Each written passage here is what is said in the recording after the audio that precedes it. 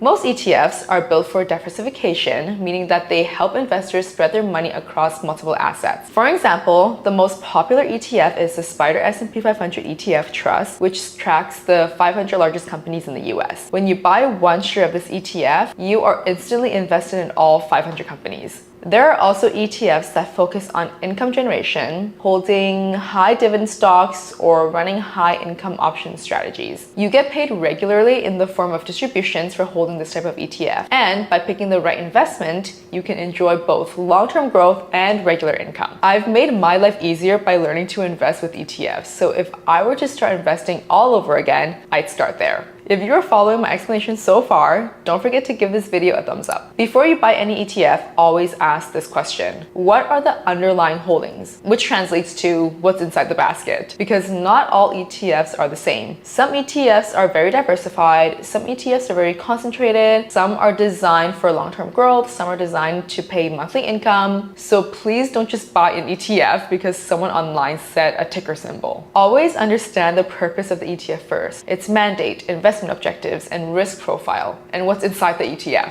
Okay guys, are you ready for this? I'm going to share my screen with you and show you how I research an ETF, what I must check on the ETF page so that you can take action yourself using a simple ETF checklist. The first thing I do is I want to understand the objective of this ETF.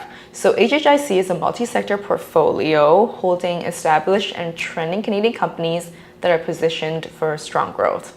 That means growth of Canadian stocks. Looking at the advantages of this ETF, it also mentions diversified exposure to top Canadian companies and high monthly income. So growth, income, and diversification are the three investing goals we went over earlier in this video. Now let's look at exactly what's inside this basket. An ETF should always show you clearly what it's holding. So inside HHIC, I like how every company seems relatively balanced. We have two of the big six banks as the leading positions. Canadian banks are known to generate consistent dividends, like 50 plus years.